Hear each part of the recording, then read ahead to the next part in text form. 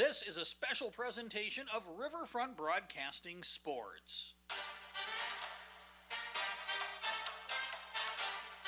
It's time for Post 8 Baseball on today's KCCR and today's KCCR.com. Post 8 Baseball is brought to you by Evermore Boutique, Wagner Auto, Oahe Federal Credit Union, Surface Master, and Rising Hope Counseling. Dean, outdoors right field. That one is going to get out for Bennett Dean.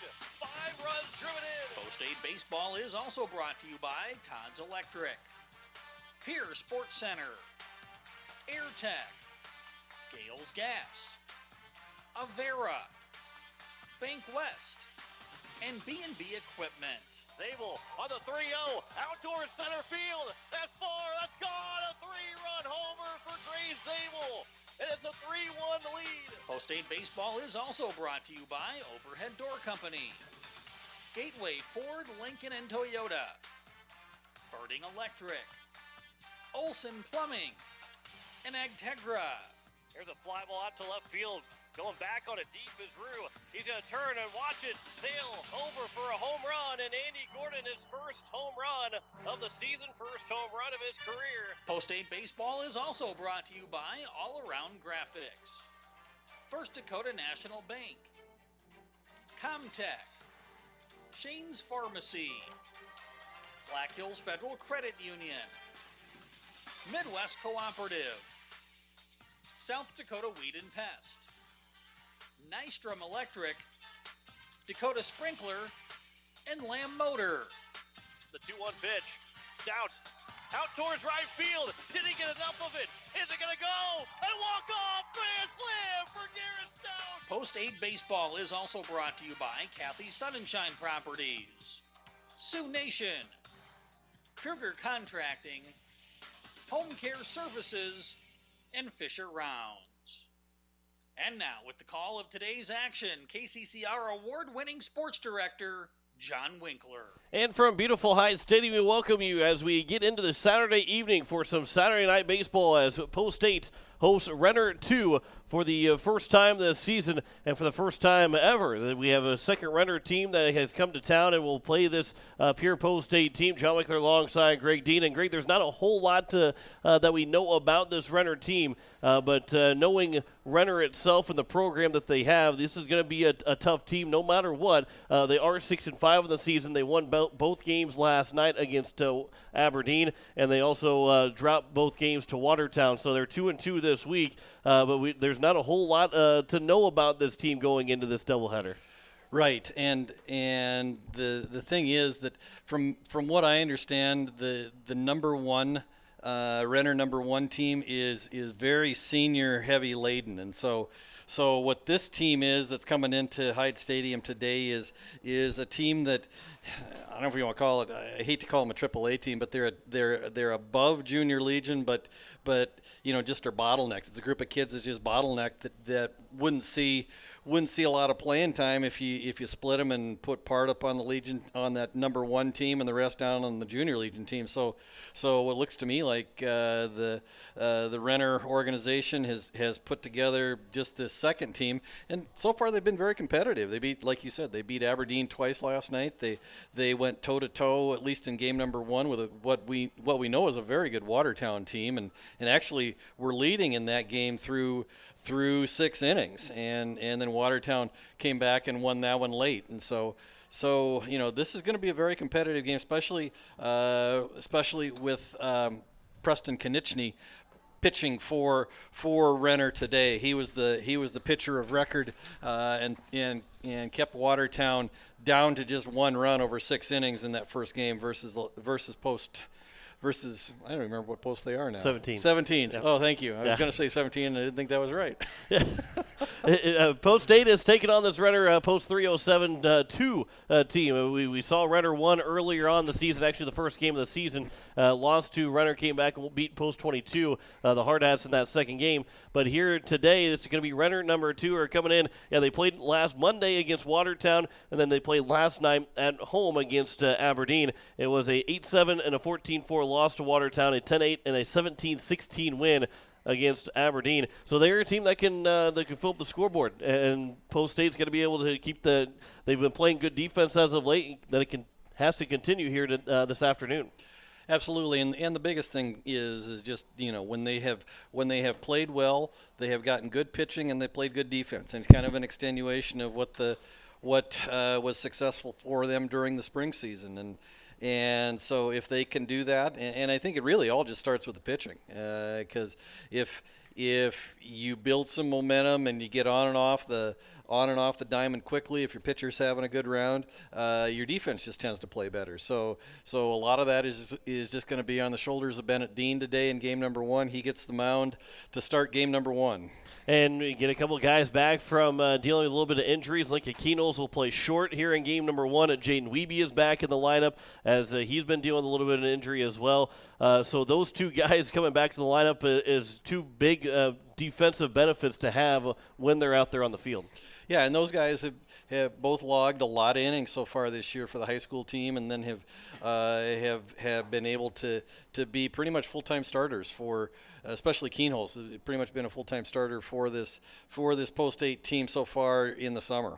As we are getting set here between Pierre and Renner 2, we'll step aside for 3 minutes, come back with more of the pregame show. You're listening to Post State Baseball on today's KCCR and today's KCCR.com. Insurance. We all need it to protect our homes, health, businesses, and belongings. But having adequate coverage is just the beginning. You also need the support of professionals who stand by your side to protect what's important to you. Fisher Rounds & Associates combines the coverage you want with the commitment you need. Fisher Rounds & Associates. At your service, at your side. With offices in Pierre, Mitchell, Watertown, Sioux Falls, and Rapid City. BankWest Insurance has the expertise and resources to deliver personalized service and customized solutions. As an independent agency, we shop dozens of companies to get you the best coverage at the best price. As your trusted choice for insurance coverage, we promise to go the extra mile so you can rest assured your loved ones and your assets are protected. Contact your local agent to put BankWest Insurance to work for you. Not a deposit, not FDIC insured, not insured by any federal agency, not guaranteed by any bank, may go down in value, equal opportunity provider. Home Care Services is a private agency committed to providing expert advice and specialized care to those who want to remain living independently at home. Home Care Service has a team of nurses, caregivers, and administrative staff that offers a full range of in-home support services to our area. For more information about Home Care Services, call 224-2273. Expert advice, professional care. Home Care Services, 224-2273. At Black Hills Federal Credit Union, our top priority is providing value to our members. Since 1941, we have helped our neighbors buy homes and vehicles, finance their farms and ranches, insure their assets, and retire comfortably. From Custer to Sioux Falls, we live and work in our communities, and we treat our members like family. Visit bhfcu.com to learn more about how you can join. BHFCU is member-owned, not-for-profit, and federally insured by NCUA. Building a home. It's the biggest investment most of us make in a lifetime. Not to mention it's a decision that, well, you pretty much live with day and night. The quality of the workmanship stares back at you like a reflection. It also affects the value of your investment. Choosing the right contractor is critical. Kruger Contracting is that contractor. Call 222-2523. Quality workmanship and materials completed on time. Kruger Contracting. In a word, quality. Call 222-2523. Sioux Nation of Fort Pierre knows what that sound is. It's baseball season. They also know that means it's grilling season. Sioux Nation has the Green Mountain Grill choices that you need for those hot dogs and burgers for tailgating. And let's be honest, you know there will be a steak in there too. Visit Sioux Nation of Fort Pierre and see their selection of grills. While you're there, also pick up some seasonings for your grilling needs.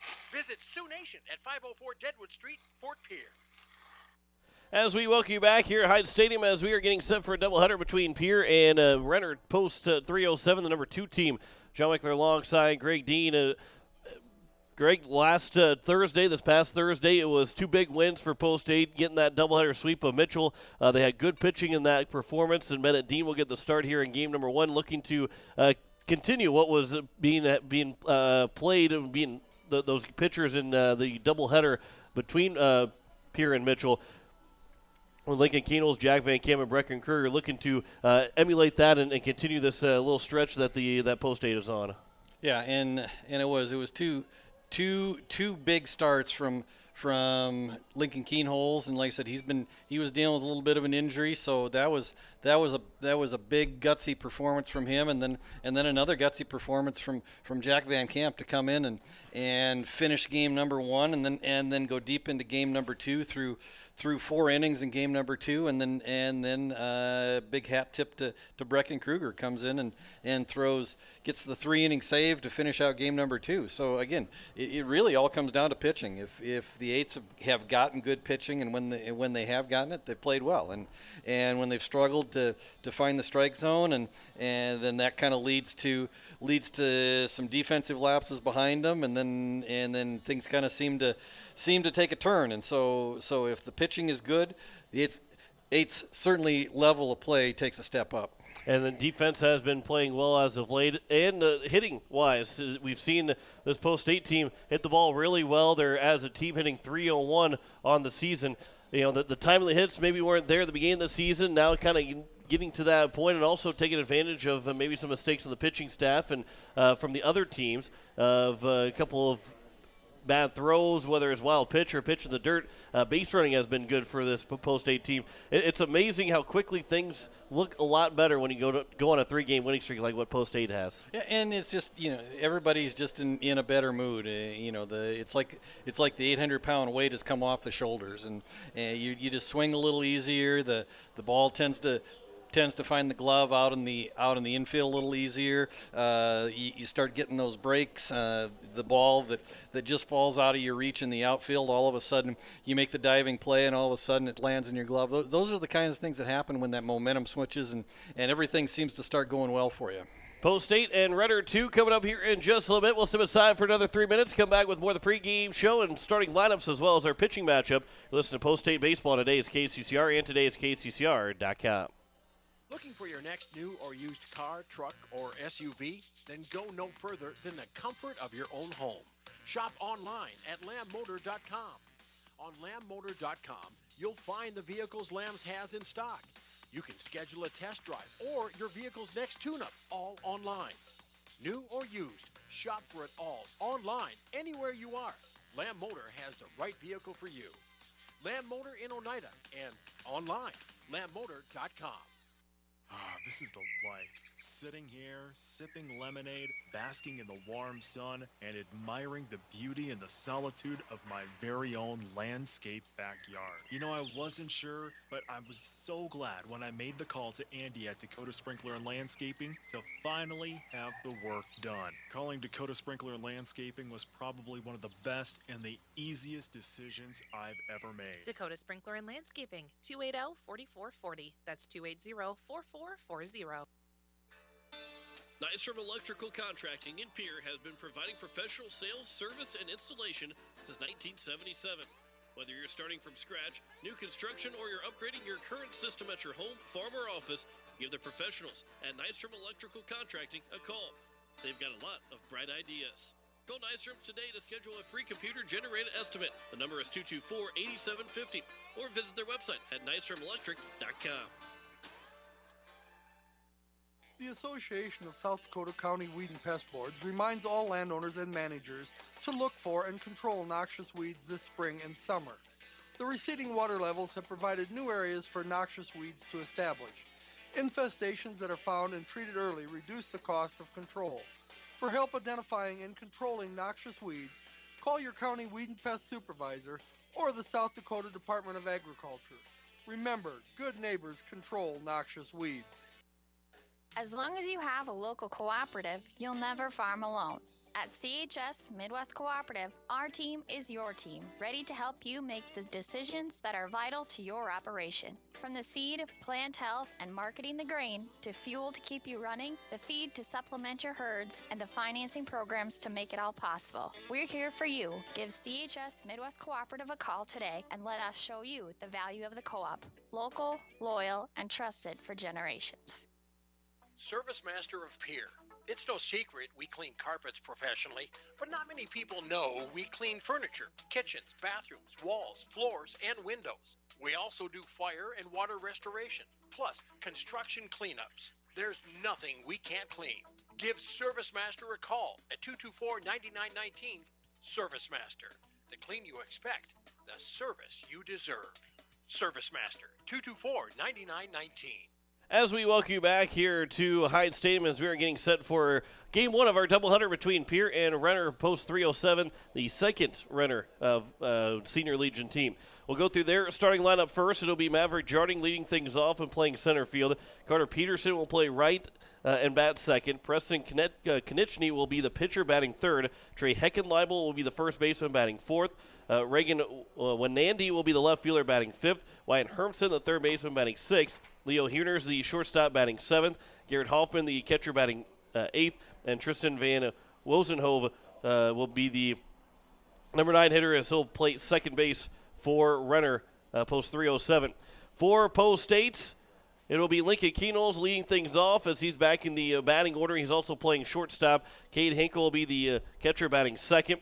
It is Andy Gordon, the first baseman, batting third. Matt Hansen, the second baseman, batting fourth. Jaden Wiebe will bat fifth and play third base. Jack Merkwan, the left fielder, batting sixth.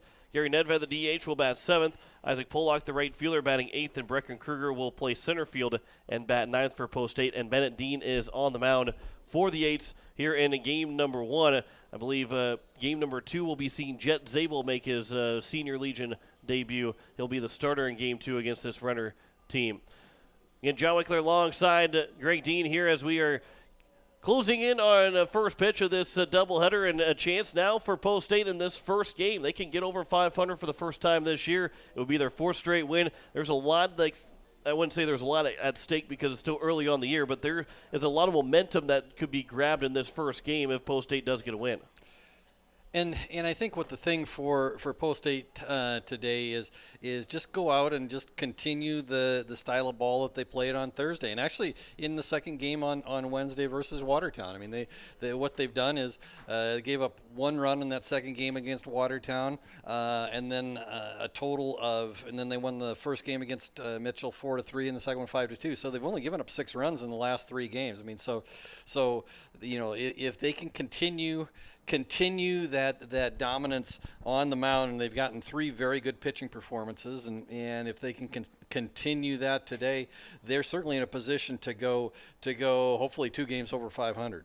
And that would be, and really when you look at this next little stretch of today and then on Tuesday with that doubleheader, or that triangular with Aberdeen and Sturgis, which first game is at 2:30 on that Tuesday, or excuse me, is it 2 o'clock? 2:30. 2:30. Yep, 2:30 against Aberdeen, and then they'll play Sturgis at 7 o'clock that night. It'll be, these next 4 games are very big, winnable games for Post State. They could kind of put them in a really good spot going into that first to next weekend with the Dakota Classic. And you never know, when you start playing well, all of a sudden wins start rattling off for you. You might find yourself playing on Sunday night and even Monday for that Dakota Classic if you win your pool, and then you advance to the semifinals. The semifinals of the Dakota Classic would be on that Monday. But for Post State here today, obviously that's on the back of their mind, not looking ahead to the Dakota Classic here against the Renner team. And defense is gonna win you a ball game. The pitching will win you a ball game, because it looks like, you know, the Aberdeen scored 8 runs and 16 runs. They lost both games to Renner, but they scored 24 runs in 2 games. So if you're Post State, if we continue our good at bats, our runs will come in this game. We just got to be able to pitch and play defense. Yeah, and the next 4 games, actually the next 6 games, all against South Dakota opponents. So these all count towards seat points before you get down into the Dakota Classic in Sioux Falls next weekend. But after today, the Eights get a day off tomorrow. They get a day off on Monday. Then they come back on Tuesday. The last home set for a while as they host Sturgis and Aberdeen in a triangular on Tuesday. Then they go to Rapid City on Wednesday for a doubleheader against Post 22, and then and so next week starts that stretch where it's a real meat grinder. 19 games in 13 days to finish out the month of June, and so glad to see that some of these young men are starting to get healthy, and that they're starting to get back to being able to have a virtually full roster. And we'll pray that they stay healthy through the rest of the year. As Post State has taken the field, we are getting set for Game 1 of this doubleheader. Again, we'll go through the starting lineups. First for Renner, who is coming to the plate first. Maverick Jarding be the center fielder, leading things off. Carter Peterson, the right fielder, will bat second. Preston Konechny will be the pitcher, batting third. Trey Heckenleibel, the first baseman, batting fourth. Keegan Wanandi, the left fielder, batting fifth.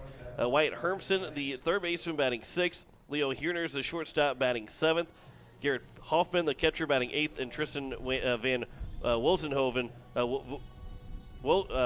Van Wessenhoven. Wessenhoven, there goes. An E and not an A. Wessenhove. Van Wessenhoven, yes. The second baseman, Van Wessenhoven. There we go. Fifth time's a charm. He is the number 9 hitter, and we'll round out the order for Renner 2 and going against Bennett Dean. He's finished up his warm-up tosses. We're set for baseball here on this beautiful Saturday evening. Glad you could join us here on KCCR. Today's KCCR.com and on YouTube watching at KCCR Sports. John Wickler alongside Greg Dean. You're listening to KCCR Pierre, a Riverfront broadcasting station. Maverick Jarding will wait on the first pitch, and it'll be fouled back as we are underway at 4:59 here on this Saturday evening. Jarding was the leadoff hitter in both games against Aberdeen yesterday, went 1 for 7 with an RBI. The 0-1 pitch is at the letters and is quickly 0-2. Here to the leadoff man, Jarding. Dean looking for maybe a quick first pitch or first at-bat strikeout. Here's the 0-2 pitch. There's a line shot to center field. Doesn't get the strikeout, but Kruger is there in center field to retire the leadoff man either way. And there's one down.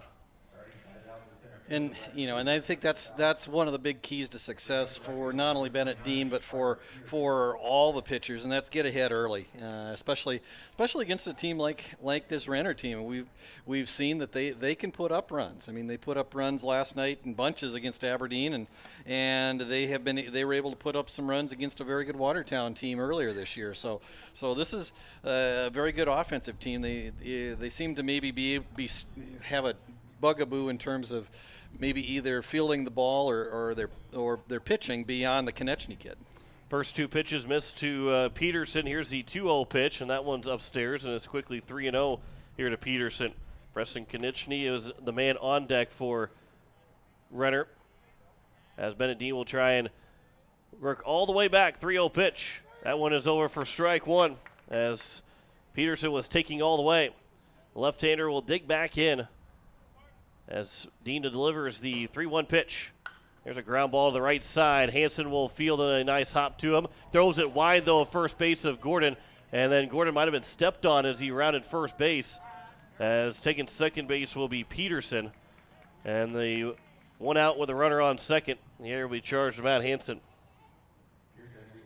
And it looks like maybe Andy Gordon's going to take a second to kind of collect himself. I'm not quite sure exactly what happened. I know as he's walking back to man his position back at first base, the Renner first base coach kind of patted him on his back and just held his hand up to the field umpire and said, maybe we just need a second. First pitch, though, to Preston Konechny will be taken for strike one, as a throw that just went wide of Hansen. I think when Peterson was rounding first, I think he might have clipped the calf or the hamstring of the back leg of Andy Gordon. Here's the 0-1 pitch. Konechny with a high chopper. Keenels will come in. The infield grass. The throw to first is not in time. Be an infield single. Looked like Keenels maybe had just a hesitation of trying to get the ball out of the glove. And it's now first and third. The first hit of the ball game for Renner. And they have runners at the corners now with one down. Yeah, tough play for Keenholz. I mean, he's playing back kind of in a normal shortstop position, not all the way back on the grass, but just a high chopper that he actually fielded about 3 feet in on the grass, three steps in on the grass, and by the time that he's able to corral the ball and get it across the diamond, Konechny runs well, beats the play by a step. First pitch was taken for strike one to Heckenleibel as the second left-hander digs in. He'll pop this one up right to Wiebe at third base. He'll make the catch right on the foul line.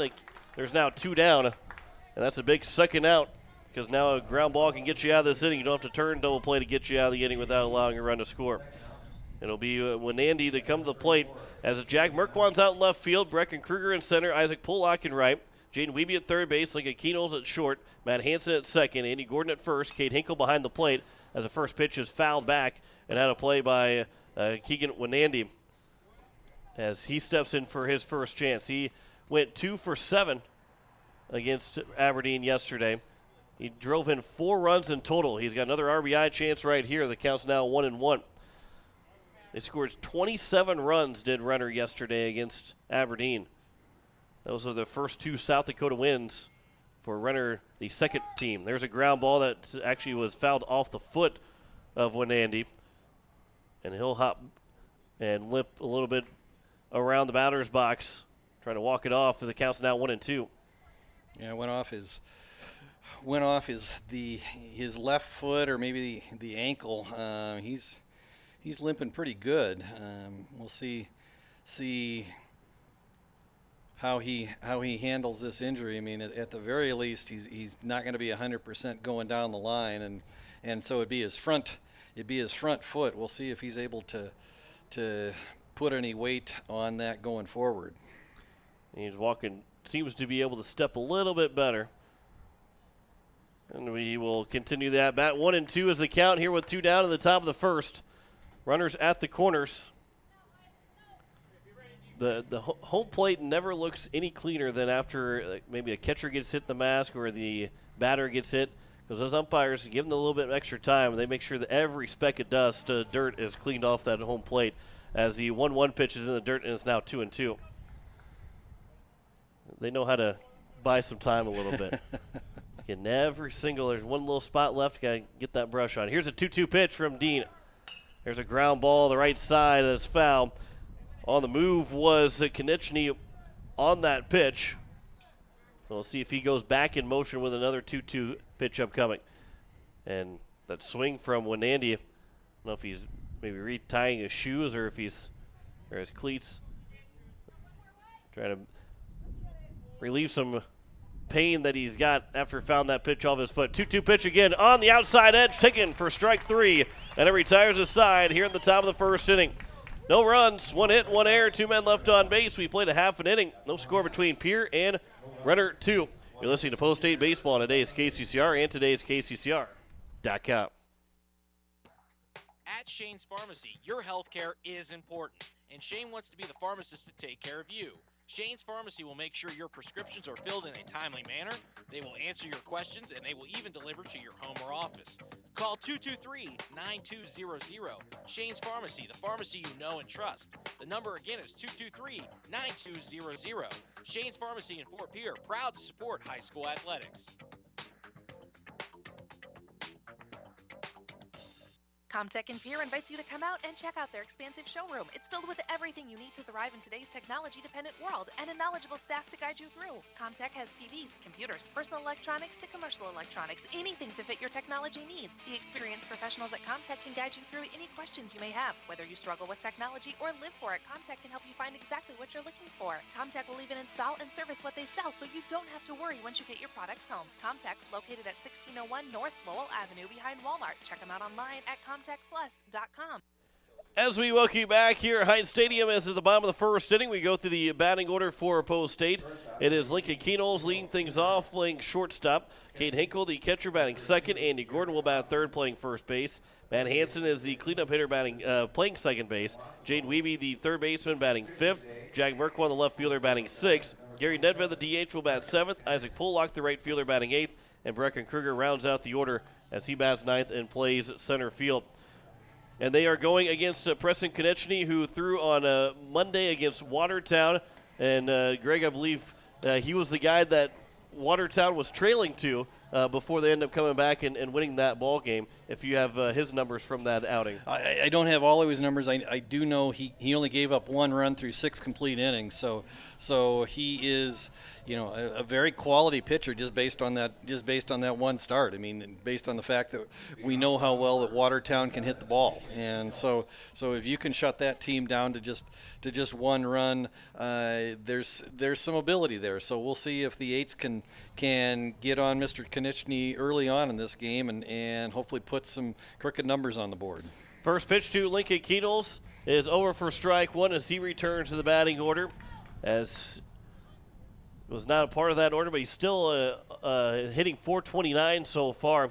He's got 2 of the 10 extra base hits for Post State so far this year. 0-1 pitch is down low and is now 1-1. 4 runs driven in for Keatles out of the leadoff spot. He's been the leadoff spot the entire time so far this season. Here's the 1-1 pitch. Swing and a miss, and it's now 1-2. I don't think he's left the leadoff spot since last summer. Big swing on an off-speed pitch from Konechny, and so if that's an indication of what we'll see, Konechny not real overpowering with the fastball so far, but does have that big curveball the way it looks. The 1-2 pitch is in the dirt and gets to the backstop, and the count's now even at 2 balls and 2 strikes. To the leadoff man, Lincoln Keatles, here in game number 1 of our doubleheader between Pierre and Renner. 2-2 pitch. There's a ground ball right back to the middle and right back caught by Konechny. That will underhand flip it to the first baseman, Heckenleibel, and the leadoff man retired here in the bottom of the first.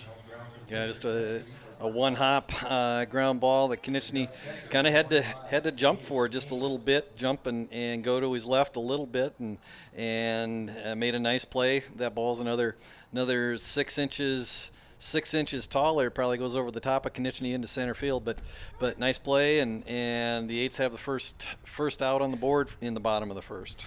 As the first pitch to Cade Hinkle is taken for strike 1. He's been the guy in the leadoff spot with Keatles out of the order. Goes back to that number 2 spot. The 0-1 pitch misses low, and it's now 1-1.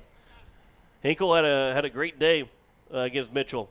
He drove in 4 runs in total, 3 in the game 1, another one in game number 2. 4 of his 6 runs driven in came against Mitchell on Thursday. 1-1 pitch, and Hinkle will golf it to right field, but it will land in foul territory, so the count's now 1-2.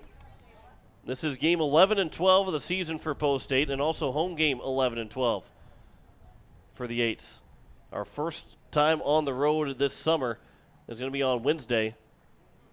And I guess if you're going to go on the road for the first time after playing 14 games at home, you go to the newly renovated Fitzgerald Field in Rapid City to take on Post 22.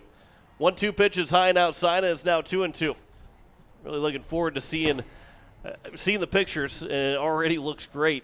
But looking forward to see it in person and be able to bring you the call from the Fitz on Wednesday. 2-2 pitch is just a bit, maybe a little low, but a little bit outside, and it's now 3-2. 89 degrees at first pitch today here at Historic Heights Stadium. The Renner number 2 in the all grays. As a 3-2 pitch, a swing and a miss, and Hinkle's down on strikes. There's 2 down, and that'll bring up Andy Gordon. All grays, gray pants, gray vests with black undershirts, black hats with a blue script R on the front, blue lettering, blue numbers, and black socks for Renner number 2. Pro State in their all whites today, white tops, white pants, green and black numbers, green and black lettering across the front saying 8s, and then the green and black caps today for Post State. First pitch to Andy Gordon was outside for ball 1. Here's the 1-0 pitch, and Gordon will pop it up. Will it stay in play in foul territory? Nobody knows where it's at, but the catcher will not make the catch in Hoffman, as it took him a good couple seconds to realize where that ball was at. He was almost looking at everybody else trying to figure out where to go for that ball, and when he found it, just couldn't quite make the catch. So it's now a 1-1 count to Andy Gordon. Yeah, he's got a break there. Because that's a ball that actually Hoffman, even though he struggled locating, was able to get back, was actually on the warning track back by the backstop. Now the 1-1 pitch is popped up on the right side, going into foul territory, a long run, and it will actually land out of play, so the count is now 1-2. It is Wenandy out in left field, Jarding in center, and Peterson in right. Hermson at third base, Huners at short, and Wessenhove at second, Heckenleibel at first. Hoffman's behind the plate, Konechny on the mound here for Renner defensively, as the count is 1-2 here to Andy Gordon, trying to be the first base runner for the Eights after the first two have gone down in order. Here's the 1-2 from Konechny to Gordon outside, and it's 2-2. Eights are playing with two bench players. Injury still a bit of an issue for the Eights. Brady Getz is available off the bench along with the Junior Legion call-up Jet Zabel today. Wouldn't be surprised if we see Zabel on the mound at some point. 2-2 pitch is lined to right field, and Peterson will make the catch. And it's a 1-2-3 inning for Konechny in the bottom of the first. We have the top of the second. No score between Pierre and Renner. You listen to Post-8 Baseball on today's KCCR and today's KCCR.com. South Dakota didn't always have a capital, or even a permanent settlement for that matter. There wasn't always a river city on the Missouri River. And before First Dakota filed the first charter in 1872, there wasn't always a bank in South Dakota. Every timeless institution, tradition, and thriving business was started somewhere by someone who had a dream and the passion to make it happen first. What will be your South Dakota first? Visit firstdakota.com/first. Member FDIC. Do you need the Pierre Governor apparel for the big game? Or how about Stanley County apparel or Post-8 apparel? All Around Graphics in Pierre is your place to go. Not only can you get your apparel, but they also do screen printing, jerseys, awards, and trophies. And did you know they can print and customize your signs? All Around Graphics can do it all. Located at 819 North Euclid Avenue or call 224-4677. All Around Graphics in Pierre, your one-stop shop. As we welcome you back here to Hyde Stadium, top of the second, it'll be 6, 7, and 8. Wyatt Hermson, Leo Huners, and Garrett Hoffman will be the first three hitters for Renner. In a scoreless ball game, just one hit so far between the two teams. That came from the pitcher, Preston Konechny. As we have Wyatt Hermson stepping to the plate. Hermson playing in just one of two games as he swings and misses the first pitch. He played in both games. He went 1 for 5 against Aberdeen. 0-1 pitch is upstairs, and it's now 1-1. 27 runs for Renner in two games yesterday against Aberdeen. Won both, but it wasn't if you score 27 runs in two games, you think maybe you got two big wins in terms of margin. Well, it was only a 2-run win and a 1-run win. It was 10-8 and 17-16. The 1-2 pitch is taken outside, and it's now 2-2. Yeah, 18 runs in the first game total, 33 in the second game. I'm guessing they didn't get that doubleheader done in 4 hours. That was probably a long couple of games. Here's a 2-2 pitch. That one's fouled back. We'll do it again at 2-2. And they lost both to Watertown 8-7 the first game, and they were up 7-1 going in the bottom of the seventh inning. There's a swing and a miss by Hermson, and he is the second strikeout victim for Dean. There's one down here in the top of the second. Dean comes into today, his Legion numbers 5 2/3 innings pitched in 2 appearances. 1 start on the year so far, 0-1 on the year, 11.12 ERA and a 2.47 whip, 5 strikeouts to go in that 5 2/3 innings pitched so far for Bennett Dean. First pitch was taken for a strike to Leo Huners. The 0-1 pitch is upstairs and is now 1-1 to the shortstop. Huners went 2 for 6 against Aberdeen in 2 games. That one's popped up right side. Going out is Matt Hansen. He will go out into right field to make the catch in front of Isaac Pollock. And a good catch there from the second baseman, Hansen. There's now 2 down here at the top of the second. Leo Huners, one of 4 members of the Sioux Falls O'Gorman varsity high school squad that dot this Renner number 2 team. You'll see a lot of those O'Gorman kids that suit up for the Knights in the springtime transition over to Renner in one way, shape, or form during the summer. 0-1 pitch. There's a line shot. Keenels will jump up in the air but cannot make the catch. as it'll be a 2-out single for Hoffman. And I will say that is about as close as it can be. And Keenels was nearly, he didn't participate in the state track meet, but was just about could have been a state champion in the high jump. Obviously, he gets a little bit different running start when he does the high jump, but the vertical is there for Keenels, so that one was hit high enough to get a base hit. I don't know if Keenels can jump any higher than that.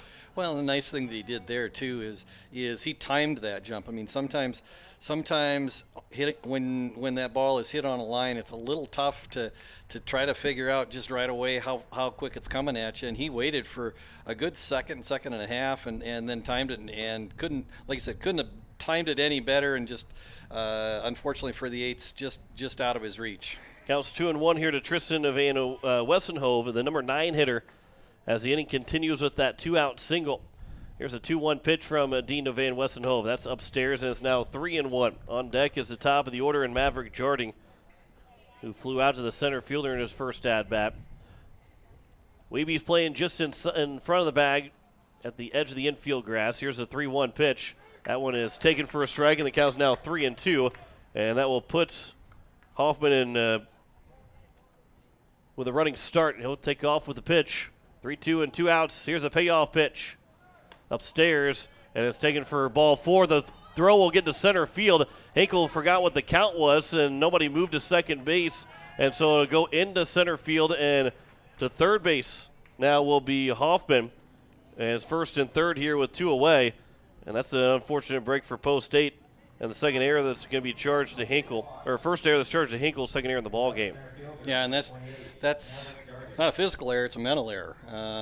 That's just you lose track of the count and the outs, and so unfortunately for the eights, Renner now with runners on the corners and 2 outs, but the top of the lineup now at the plate in the person of Maverick Jarding. So Jarding has runners at first and third. The first pitch was missed for ball 1. Here's the 1-0 pitch. That just misses the outside corner, and the count's now 2-0. So that 2-out single that just got over Keenels, now sitting at third base. Here's the 2-0 pitch. There's a fly ball to center field. Brecken Kruger will go to his left. He will make the catch and avoid any run scoring in the top of the second. No runs, 1 hit, 1 error, 2 men left on base. We head to the bottom of the second. It is still no score between Pierre and Renner. You're listening to Post 8 Baseball on today's KCCR and today's KCCR.com. Agtegra in Highmore. We pride ourselves on providing our customers with reliable markets, superior services, and quality products. From corn and soybeans to spring and winter wheat, you can trust Agtegra in Highmore with all your grain handling needs. It's all about helping you achieve the best harvest possible. Call Agtegra of Highmore today at 605-846-1379. That's 605-846-1379. Are you building a new home or remodeling the old? Adding a fireplace can make a house a home. Olson Plumbing in Pierre carries a full line of Heat-A-Later fireplaces. Whether your taste is traditional or contemporary, Olson Plumbing has a great selection of Heat-A-Later fireplaces that will fit any style. Whether you're building new or updating, call Olson Plumbing. Heat-A-Later Fireplaces, the first name in fireplaces. Olson Plumbing in Pierre is your source for the industry's largest selection of indoor-outdoor fireplaces, either gas or wood, and outdoor fire pits. Stop by their showroom at 2803 East Wells or give them a call, 224-6436. Bottom of the second, 4, 5, and 6 here for Post State, looking for their first base runner. Matt Hansen, Jane Wiebe, and Jack Merkwan be the first 3 hitters, and then it'll be Gary Nedved if anyone reaches base. After a 1-2-3 inning from Preston Konechny, Post State has been able to move around a potential of some rough innings. They've given up a hit and an error in both the first and second, but they've stranded those 2 runners on base in both the first and second. We play with a scoreless ball game to open up this bottom of the second. Here's the first pitch from Konechny to Matt Hansen. Over for strike 1 as we're underway here in the second. Young lineup that gets trotted out for the eights today. Just the one super senior in Cade Hinkle and a trio of seniors otherwise. Andy Gordon, Isaac Pollock, and Bennett Dean. The other 6 members of the lineup juniors and sophomores. Here's the 1-1 pitch to Matt Hansen. That is at the letters. It is now 1-2. And our Game 2 starter on the mound will be a freshman from this year, Jet Zabel. Yep. So he gets maybe even to get a little younger in Game number 2 than we have in Game number 1. Here's a 1-2 pitch. Hansen swings and misses. Be the second strikeout now from Konechny. One down here at the bottom of the second. Bringing up Jaden Wiebe, who returns back to the lineup after sitting out Thursday with a little bit of hand discomfort. Said he felt good today. Went to the cage, hit pretty quick, and was feeling good, so he's back in the lineup. Here's the first pitch to him outside for ball 1. Yeah, and he's become an integral part of this infield defense for both the Governors and Post 8 throughout 2021. 1-0 pitch is upstairs, is now 2-0. Here to Jaden Wiebe, batting .238 so far. 5 runs, though, driven in, as he's gone 5 for 21 through the first 10 games that Post 8 has played. He's only been healthy for 8 of those 10 games, as the 2-0 pitch is bounced foul over to the third base dugout. It's now 2-1. No base runners so far here for Post 8. Here's the 2-1 pitch. There's a fly ball to right field. A couple of steps in, then take another couple steps back is Peterson in right, but he'll make the catch. And there's 2 quickly down here in the bottom of the second. Going to bring up Jack Merkwan. Merkwan with a pair of hits in the second game against Mitchell on Thursday night. Maybe starting to put things together here in the Legion season. I know when talking to him end of last week, he was frustrated how things were going for him offensively, but sometimes all it takes is just that one good game to get you going. And sometimes it doesn't even have to be a hard hit ball, just something that will drop in for you just to get you that feeling of a base hit and being on base again, as it counts 2-0 here to Jack Merkwan. He's another sophomore, just like it was for Wiebe in the last at-bat, that will be a part of this Pierre Governor baseball and Post 8 baseball teams for the next several years, as it counts now 3-0. And so those are just 2 of several guys that we're looking forward to seeing continue to get better as they get older in the next couple of years for both, again, the high school baseball team and also this Summer Legion team. 3-0 was over for a strike. 3-1 pitch. That one will find the corner, and it's now 3-2. And you can tell that Konechny's got confidence in that off-speed pitch as he threw it over the outside corner at 3-1. Here's a payoff pitch, and Merkwan will pop it up on the infield in the foul territory. The pitcher, Konechny, into foul territory, will make the catch. And it's another 1-2-3 inning. 6 up and 6 down so far from Konechny. We've played 2 innings between Pierre and Renner. We're still looking for our first run of the ball game. We head to the top of the third. Listen to Post 8 Baseball on today's KCCR and today's KCCR.com. Verdig Electric has a long history of doing electrical work the right way. Economical service, professional work, and customer satisfaction is why they can say that. Verdig Electric can do residential, farm, and commercial projects. Doesn't matter if they are charged with new construction or a remodel project, they get it conducted. Contact the staff at Verdig Electric at 224-8684. They can light a spark into your next project. Verdig Electric, 224-8684. Are you driving a 2014 or newer vehicle? Are there less than 100,000 miles on it? Gateway Ford Lincoln Toyota in Pierre is prepared to give you top dollar. Again, if your ride is 2014 or newer with less than 100,000 miles, Gateway Ford Lincoln Toyota will give you top dollar for it right now. Trade it in or sell it to us. Doesn't matter. Your vehicle has never been worth more than it is right now. Stop in at 518 East Sioux Avenue in Pierre. Call 605-224-7378 and visit gatewayflt.com. As we welcome you back here to Hyatt Stadium as we head to the top of the third inning, it'll be 2, 3, and 4. Carter Peterson, Preston Konechny, and Trey Heckenleibel. Might reach his base. It'll be Keegan Winandy to come to the plate. No score between Pierre and Renner. Just 2 hits so far, but also 2 errors from Post 8. They've been able to work around those 2 errors and keep this a scoreless ball game.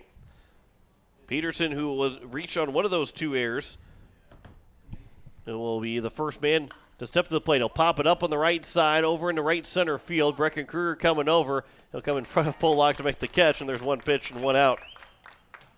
I always enjoy seeing the reaction of the guy that is and the center fielder's a quarterback, so he gets to make the final call. But when you have a right fielder, left fielder, and they have a good read on it, they're about to make the catch, and they get called off by the center fielder, they let him take it. I enjoy the reaction that they give, even if it's just a subtle one. And Pollock just quickly dropped his glove like, okay, I guess. Here's a line drive to Merkwan out in left field, and there's going to be 2 pitches and 2 outs. Let's see if we can get Pollock a fly ball out there. First one's caught by Kruger. This one's caught by Merkwan. I don't think it'll be on the first pitch to Trey Heckenleibel, but hey, a 3-pitch inning is always good for a pitcher. It's called a perfect inning. And just the only thing better, well, actually, it wouldn't be better than that. First pitch, it's taken all the way for a strike. And if you're Bennett Dean, you know that too. You're going to say, well, I'm going to throw it right down the middle and try and bait you to swing at it.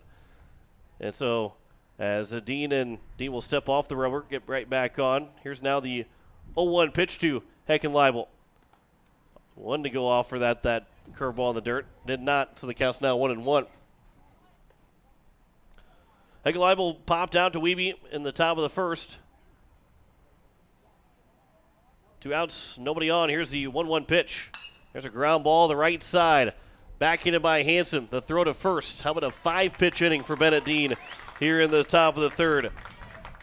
We head to the bottom of the third inning. No score between Pierre and Renner. You're listening to Post 8 Baseball. Today's KCCR and today's KCCR.com. Overhead Door Company of Pierre is a locally owned business specializing in the sale, service, and installation of residential and commercial garage doors. They provide quality, dependable products with constant service and the peace of mind you need. Overhead Door is one of the most recognized and most respected brand in the garage door industry. For installation and repairs, call Overhead Door Company today at 224-6200. That's 224-6200. Wondering what to do with the pitted and rutted drive? B&B Equipment will get you covered. Wanting to put something down the ground? B&B Equipment will put a hole in your project. Need to even up that property? B&B Equipment can fill that need. B&B Equipment can deliver all your gravel and material needs. B&B Equipment is here for all your excavation needs. Contact B&B Equipment, 224-6727. A contractor here for you. That's B&B Equipment, 224-6727. Bottom of the third inning. No score between Pierre and Renner, as it will be 7-8-9. Still looking for that first base runner for Pierre. Gary Nedved, Isaac Pollock, and Brecken Kruger looking to beat one of those. All 3 of them would be great to have on base, but one of these 3 looking to be the first man to reach base. Preston Konechny in the first 2 innings, 1, 2, 3 innings. He's only had 1 ground ball, 2 strikeouts, and the rest have been pop-ups to retire those first 6 hitters. Here's the first pitch to Gary Nedved. He'll swing and chop that one foul on the third base line. Boy, Coach Nathan Nas just kind of lets the third baseman do his work for him. Third baseman goes over and fields it, and Nathan just admires the effort. Work smarter, not harder. Here's the 0-1 pitch. Nedved showing bunt, pulls it back, and it's now 1-1. He's showing bunt because the third baseman Hermsen was nearing the outfield grass, playing very deep for Nedved. Here's now the 1-1 pitch. That one's missed low. Is now 2-1. Hermsen since has gotten back with a step within third. Now he's taking a step behind third base, as it counts now 2-1. Here's a 2-1 pitch. That one is taken for a strike and is now 2-2. And Nedved's, he's the number 7 hitter with DH, but you're also not one to see him drop down a bunt for a base hit. Usually if you're going to drop down a bunt, it's going to be a sacrifice. But situational awareness and seeing that third baseman was that far back and trying to draw him in, or at least drop down the bunt, take first base if they're going to let you. Yeah, and that's just being baseball smart. I mean, if they're going to potentially give you a bunt down the third base line, that's when you take it. And the 3-2 pitch, though, is taken up at the letters for strike 3. It'll be the third strikeout. First one caught looking for Konechny. And there's one down here in the bottom of the third inning, as Isaac Pollock now will step to the plate, as he's looking to be the first base runner against this Renner 2 team. as Konechny will deliver the first one to Polak. Swings and misses, and it's 0-1. Polak, 188 hitter so far, 2 runs driven in. His 3 hits have been 3 singles. On-base percentage of a .235. That one's outside, and it's now 1-1. Be then to Brecken Kruger, the number 9 hitter. Yeah, Polak with a couple of stellar pitching performances so far on the year. He's really shown his mettle on the pitching mound. As a bunt attempt from Polak ended up hitting him, but he was still in the batter's box, so it's just a foul ball. If he would have taken a step, if he had been outside the batter's box when it hit him, then he would have been out. But instead, he was still in the batter's box trying to bunt for that base hit. It goes down as a foul ball. It was close, but I believe the umpires made the right call. 1-2 pitch. It comes well upstairs, drops the bat down, and the count's now 2-2. And again, I think possibly trying to catch the third baseman Hermsen, playing a little deeper than what most third basemen will do over there, and then the first baseman Heckenleibel is a good couple of steps behind the bag. 2-2 pitch is out to center field. Backtracking now is the center fielder Jarding. He came in at first, but he's in the back pedal and make the catch, and there's now 2 down here in the bottom of the third. As that'll bring up Brecken Kruger, the number 9 hitter, as he's looking to keep Konechny going perfect through the first time through the order. 2 outs here in the bottom of the third inning. No base runners yet so far for Post State. Here's the first pitch to Kruger. Chopped foul right at the plate. It's 0-1.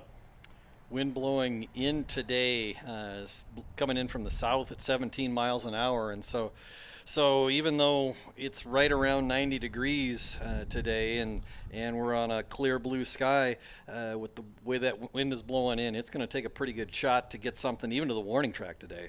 Here's the 0-1 pitch to Kruger. There was a fly ball to right field, but right to the right fielder Peterson. He'll make the catch, and perfect through 3 innings is Konechny. A 1-2-3 inning. All 9 guys have gone down in order to open up this ball game for Post State. No score between Pierre and Renner as we head to the top of the 4th. You listen to Post State Baseball. Today's KCCR and today's KCCR.com. Innovation.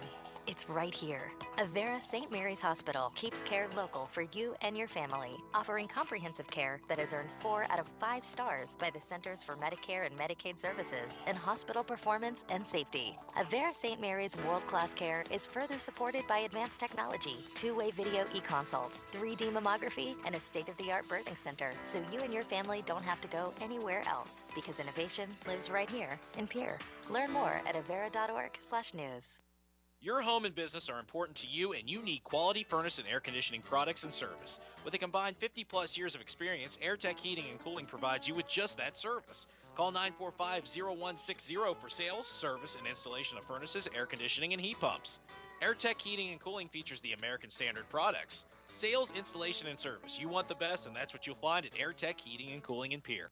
As we welcome you back here, it is the top of the 4th inning, as it will be Keegan Wenandy, White Herbson, and Leo Huners. 5, 6, and 7 for Renner in a scoreless ball game. Benedine threw 5 pitches that last inning. Then we got 2 pop-ups in the first 2 pitches, and then a ground ball to get him out of that 1-2-3 inning. First pitch is outside for ball 1. Both these pitchers have worked well through the first 3 innings. Here's the 1-0 pitch. Upstairs is now 2-0. 2 hits. That's been the only 2 that we've seen so far. That's come from Renner. There's a line shot to left field coming in. Merkwan dives, but he can't make the catch.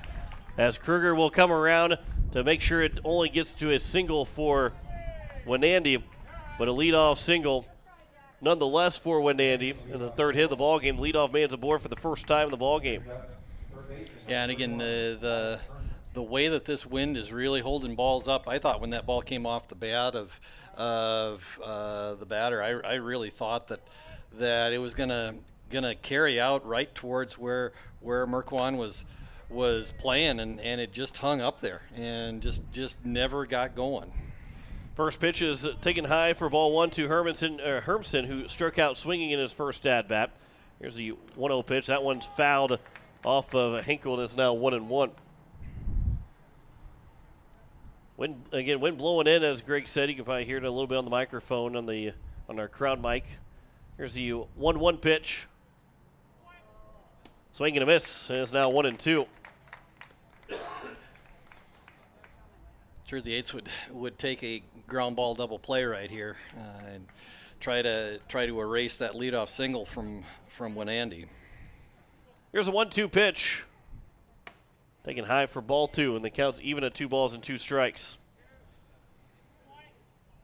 Herson with the strikeout victim the first time he came to the plate. 1 for 5 yesterday against Aberdeen. Pops this one foul and out of play, and we'll do it again at 2-2. We be right at the edge of the grass over at third base. Middle infield is back. Andy Gordon holding the runner on at first, so he'll be right at the edge of the grass. That pitch is fouled back again and out of play. We'll do it another time here at 2-2. No score so far here, top of the 4th inning. Leadoff man on first base. Here's a 2-2 pitch. Just a bit outside, and it's now 3-2. That's a tough take for Hermson. But he has now got the count run full with Dean. Here's the 3-2 pitch. I'll bounce in, and it's going to be a no-out walk. Second walk issued by Dean. And it's going to be first and second with nobody out for Leo Huners now. Just the second free pass we've seen in total of this ball game. Here's the first pitch to Huners. Showing bunt, pulls it back, and takes it for strike 1. So on the bunt coverage on something like this is Dean has to come off, cover the left side. Gordon will come and should charge on the right side. That base hit is up the middle. Kruger will field out in center field. They're going to hold the runner up. The throw comes all the way in. Gordon will cut it off at first, or in front of the mound from first base, and it's now bases loaded here with nobody out, and Renner is threatening for that first run of the ball game. And they'll bring up Garrett Hoffman. And the infield will come all the way in here. The force play is at home. So off with the contact on a ground ball will be the runner at third base and Andy. Here's the first pitch. Popped up in foul territory. Hinkle giving chase. Is he going to have enough room? He just runs out of room and it falls out of play. And it's 0-1. Well, that's a big break there for Renner. That ball got pushed out of play. Because that would have been huge for Post State to get that first out with a foul ball on the infield. But the count is 0-1 here to Hoffman. Got a single in his first at-bat. There's a line shot as Kruger goes over. He will make the catch. Runner will tag from third. The throw coming in. It's going to be cut off by Gordon. First run will score on the RBI sac fly for Hoffman. And Renner has the lead. Yeah, and a nice play by Kruger to get the ball in right away after the fly ball took him over to his left, but a nice strong throw and cut off by Gordon. No play at the plate, and Renner gets the first run of the game. They're up on the board 1-0 here in the top of the 4th. First pitch is upstairs to Van Wessenhove as he walked his first trip to the plate. Runners did not advance after the other than just the runner from third base, as he'll foul that one back with Van Wessenhove, and it's now 1-1. Throw came to the plate. Gordon cut it off, but the runner at second and Hermson did not tag and try to advance to third base. So still first and second here with 1 down. 1-1 pitch is in the dirt. Good block by Hinkle. Not allowing the runner at second, Hermson, to take off for third, and the count's now 2-1. Yeah, and you kind of wonder why Hermson didn't at least tag, and when he saw that the throw was coming all the way into the plate, why he didn't get a secondary lead after that throw came in. But whatever, decided not to try to make the advance, and luckily for Post State, the double play is still in order. Counts 3-1. Here's a 3-1 pitch. That one's at the knees, and it's now 3-2 here to Van Wessenhove. He walked twice yesterday. He's walked his first chance here today. 3-2 pitch is taken for strike 3. And there's a big second out. And there's now 2 down on the third strikeout from Bennett Dean. And that'll bring up Maverick Jarding, the top of the order. Jarding's flown out to the center fielder Kruger as both times he's come to the plates. Big at bat here for Renner and for Post State. First pitch is outside. A throw back to first. He did not get the back pick at first base. And it counts 1-0. Here to Maverick Jarding. With the right-handed hitting Jarding, there's nothing in the way between Hinkle and Gordon down at first base, so it's an easy throw. And Hinkle not afraid to show the arm off. That one misses low and is now 2-0. And because he's not the lead runner over first base for Huners, maybe think about catching him napping. Here's a 2-0 pitch. That one's at the letters and is now 2-1. Renner's got the 1-0 lead right now here at the top of the fourth, but are threatening still with 2 outs and a runner on second. Here's a 2-1 pitch. Just a bit outside, and it's now 3-1. On deck is Carter Peterson, left-handed hitting right fielder. Good hitters count here for Jarding. Here's a 3-1 pitch from Dean. That one misses low, and it will be a walk. I thought it was a walk, but I guess it counts now 3-1.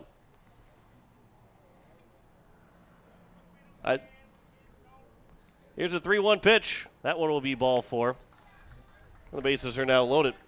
Well, I guess technically it won't go down as an extra pitch for Dean, even though it was, but it won't go down for him as an extra pitch because I really believe that he threw 5 balls on that at-bat to Jarding. The bases are now loaded for Carter Peterson.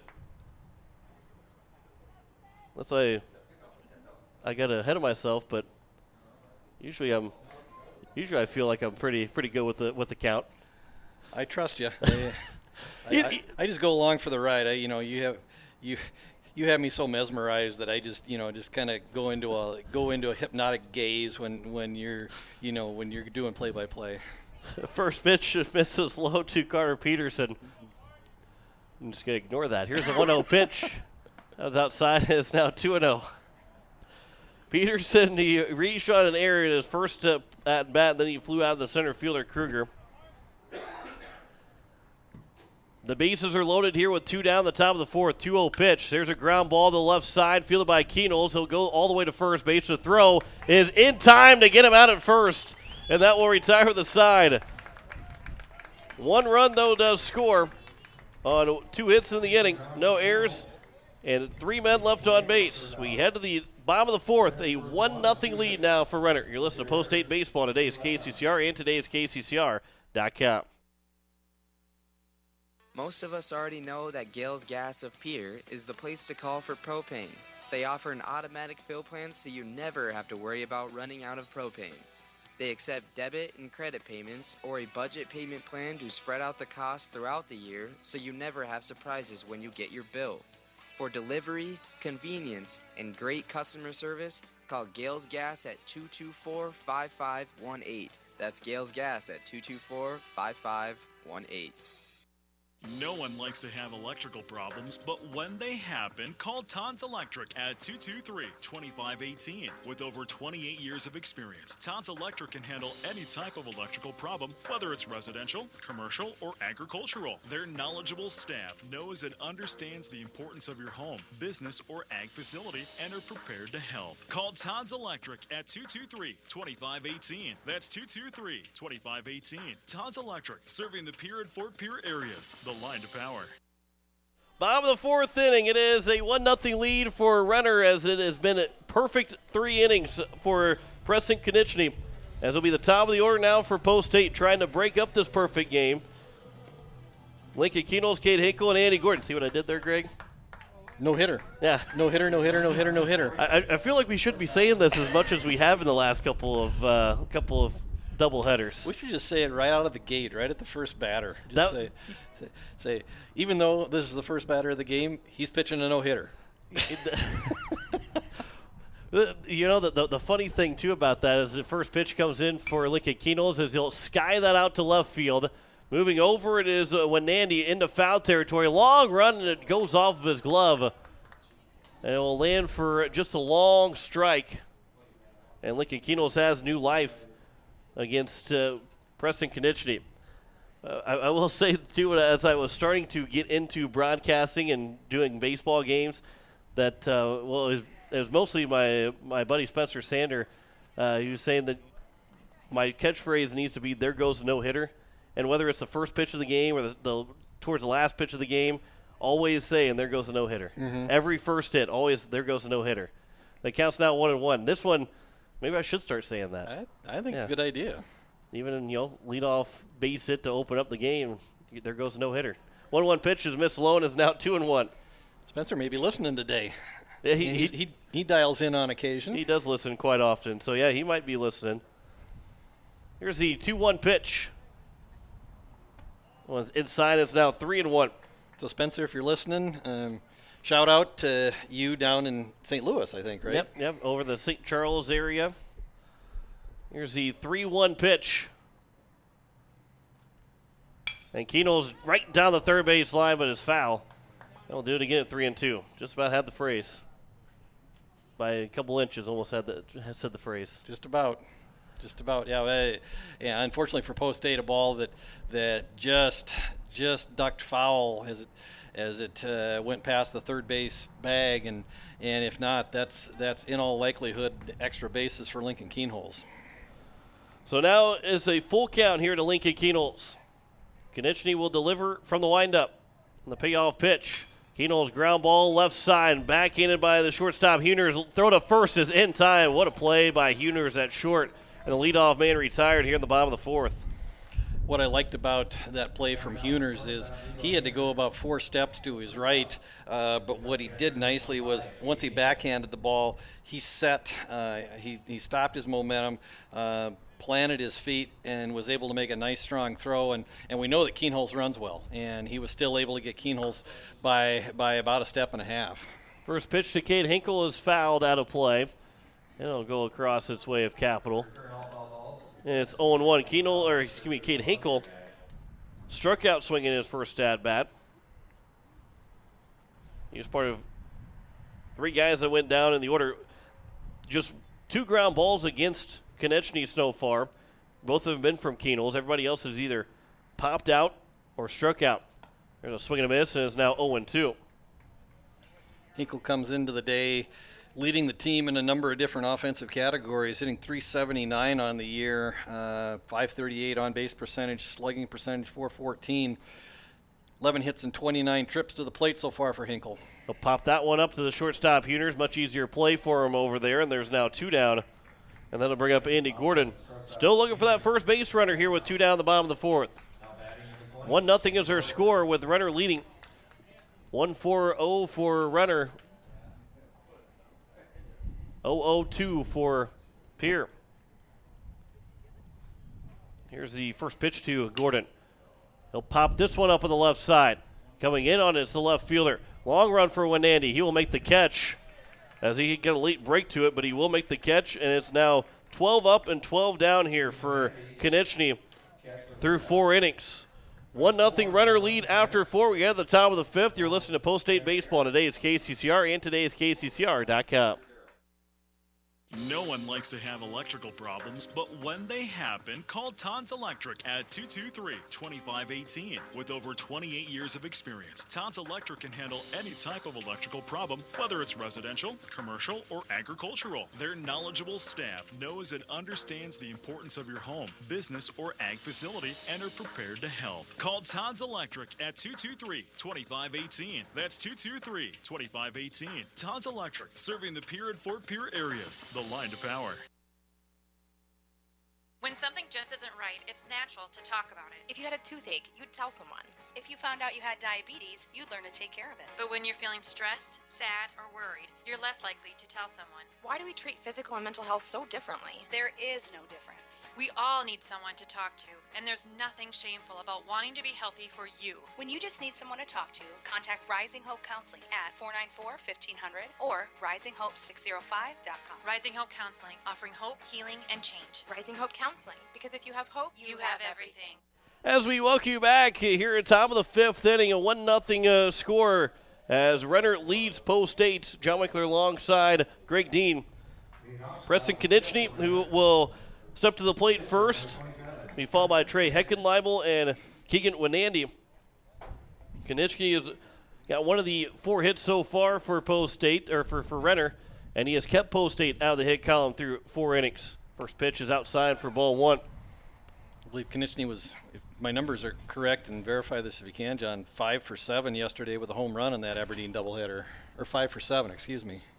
Yeah, he was very good for Renner at the plate as that one's taken for a strike. Yeah, big couple of hits to hit that home run in game number 1. Actually, had 3 home runs in total. Did Renner. There's a swing and a miss. Try to hold up his swing. But it is a 1-2 count.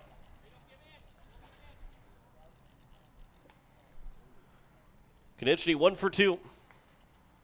Here's the 1-2 pitch. There's a ground ball right back to Dean. He'll stab it on the backhand. Underhand flip to Gordon at first, and the leadoff man retired. Konechny didn't give up on that play. He was running hard down the line. But the leadoff man is retired here to open up the top of the 5th inning. And I had seen earlier in my Twitter feed, I don't know if I can find it again, but Renner's number 1 team playing down in a tournament down in Yankton, and Austin Henry for Renner out of Del Rapids, but plays with Renner in the summertime. Wichita State commit through a perfect game, 3-inning perfect game. They won 18-0. So even though he threw that perfect game, right now Konechny's thrown more than what Austin Henry did. So it is still, though, a perfect game for Henry, and Post State got to avoid seeing him because he was still playing for Del Rapids at that point. As it counts now 2-1 as a foul ball that went off the top of the foot of Heckenleibel, but he seems to be okay. Henry playing for the State B champion Del Rapids high school team. They were playing in the State B champion semifinals and championship game the day when Renner number 1 came out to open up the season against Post State. Here's a 2-2 pitch. Line drive, takes one hop in front of Hansen at second. The throw to first is in time, and there's 2 ground ball outs to open up the top of the 5th inning. As that'll bring up Keegan Winandy, who is 1 for 2. Dean's throwing it just his 81st pitch. So he's got 24 left to go here before he would have to be taken out of the ball game with 2 down here in the top of the 5th inning. As you look on the other side, and only 53 pitches through 4 innings for Konechny. Here's the first pitch. That one's popped up on the right side. Gordon will be over near the dugout. Does he have enough for him? And hits out of play. And it's 0-1. Been a couple of balls the last couple of games here at Hyatt Stadium that have just barely gotten out of play. And whether it's right behind home plate and around the netting or on the first base side, just not enough room to make that play. Here's the 0-1 pitch. There's a swing and a miss, and it's now 0-2. Not like Oakland with all that extra foul territory. Yeah, and not quite like some other parks. None of them come to mind, but some of them, there's just not a lot of foul ground. I mean, you're just almost right on top of the action. 0-2 pitch is outside, and it's now 1-2. And this has more foul territory than a lot of other parks, it seems like, in South Dakota. Here's a 1-2 pitch.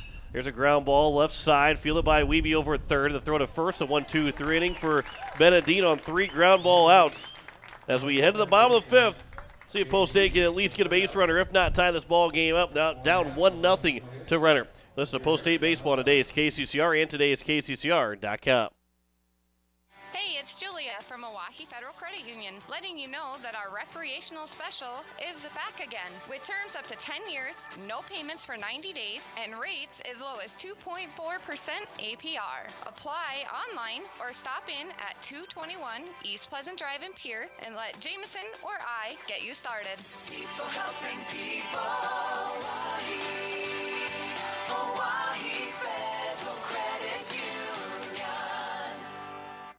Pierre Sports Center is your local Ranger boat and Mercury outboard dealer. They're a must-see for your Ranger boat needs. See their selection of Mercury outboard motors for more power. Pierre Sports Center can help you with financing and other boating needs. Need service for your boat or trailer to keep you going? Pierre Sports Center is your one-stop shop. Pierre Sports Center, Ranger Boats, and Mercury Outboard, a combination that can't be beat. Pierre Sports Center, 1440 North Garfield Avenue in Pierre, or give them a call, 224-5546. As we welcome you back here to Heinz Stadium, bottom of the fifth inning, a 1-0 lead for Renner. Matt Hansen, Jaden Wiebe, Jack Merquan, 4, 5, and 6. As we have not seen a base runner so far from Poe State. It has been 12 up and 12 down from Preston Konechny on the mound, who's thrown 53 pitches in those first 4 innings. Here's a first pitch to Matt Hansen. Try and bunts it towards the first base side, but it will be foul. And it's 0-1. We're not quite to that point yet, but if this ends up being the bottom of the 7th inning, then you're flirting with that unwritten rule of trying to bunt with a no-hitter, perfect game going on. An unwritten rule that everybody will get mad at you, but although still 1-0 game, so you're still trying to get your team going with at least a base runner. First 0-1 pitch is outside, it's now 1-1. And I think that's the difference is right now you're not necessarily trying to break up the no-hitter. You're just trying to get on base and try to start something here in a 1-0 ball game. 1-1 pitch. Comes on the inside edge. It's now 1-2. Matt Hansen looks back at the home plate umpire. I don't believe telling him that he agrees with the call. I don't think he was saying anything, but that wasn't the look. Here's the 1-2 pitch. Hansen line shot just foul as it lands a foot on the left side of the third base line. It hooked foul too. It went over the third base bag in fair territory, but of course it landed foul. So the count remains at 1-2. That close to getting that first hit. And again, I think the bunt's certainly in play. Maybe not here with 2 strikes, but Hermson playing way back at third base. There's a ground ball back up the middle. That's through for a base hit. And there goes the no-hitter here in the bottom of the 5th inning. The first man on base for Poe State. And they'll bring out Jaden Wiebe. And now a button certainly is in place to try and move him into scoring position with Jack Merquan and Gary Nedved on deck. So the no-hitter's gone, right? No-hitter is gone. No-hitter's gone. Yeah. I did say it. I said there goes the no-hitter. So there is no more no-hitter. There is not going to be a no-hitter. There is not going to be a no-hitter. First pitch is outside for ball 1. Not a no-no. There is no. English teachers everywhere are being cringing. They're cringing, pulling out their hair. Here's a 1-0 pitch. There's a line drive, base hit down the third base line. Hansen will round second. He's on his way to third. Barehanded by the left fielder, Wanandi. He'll throw it in. Wiebe will take second on the throw coming in. It's a double for Jaden Wiebe. And it's second and third with nobody out here in the bottom of the 5th inning as Poe State's looking to score for the first time. And those balls that were just foul off the bat of Matt Hansen and Lincoln Keenholz, that one, Jaden Wiebe finally stayed fair. Just a ball that was just fair by about a foot as it just hugged the line all the way down, halfway down the line to the left field foul pole. That one is fouled at the plate by Jack Merquan as this 0-1. Merquan popped out in foul territory to the pitcher in his first at bat. First 2 guys have reached base. It was 12 up and 12 down. Now the last 2 men have been on base, and they're both in scoring position here with nobody out in the bottom of the 5th inning. Down 1-0 for Poe State. There's a line shot that's going to one-hop in front. It was not caught, so a run's going to come in to score. As tagging the bag at second was Huners, trying to tell the umpire that he caught it, but or trying maybe to trick the umpire that he caught it. But the run does come in on the RBI ground out, and it's a 1-1 score with a runner on third with 1 down. Yeah, and Huners and the field umpire having a couple laughs, and you could just tell the Huners knew he didn't catch that one in the air, but trying to deke the field umpire into making a call. Well, we actually, if you're watching the Virginia and Dallas Baptist game for the Super Regionals, something like that happen, as there's a ground ball that will get another run home, as Nedved will get an RBI ground out. 2 productive outs from Post State. They now have a 2-1 lead with 2 down in the bottom of the 5th inning. A great job by getting those ground balls by Merkwan and Nedved to get 2 RBIs to give them the lead. Yeah, and you don't want to leave those runners on second and third in scoring position with nobody out in a 1-0 ball game, and just a couple of hard hit ground balls right where you needed them, and the Eights, after not getting a couple breaks on some hard hit balls earlier in the game, finally got a couple right there, a couple RBI ground outs, and the Eights now up 2-0 here in the bottom of the 5th. As you are listening to KCCR Pierre Riverfront Broadcasting Stations, a 1-0 pitch comes inside. It is now 2-0 here to Isaac Pollock. But in the Virginia Dallas Baptist game, there's a pop-up that was near the third base dugout. Actually, was in the third base dugout. And the third baseman, I believe it was for Virginia, looked like he tried to make the catch and kind of tumbled around. And then the umpire didn't ask to see the ball. He kind of showed him the glove real quick, and the umpire called him out, and they walked in the dugout as a third out.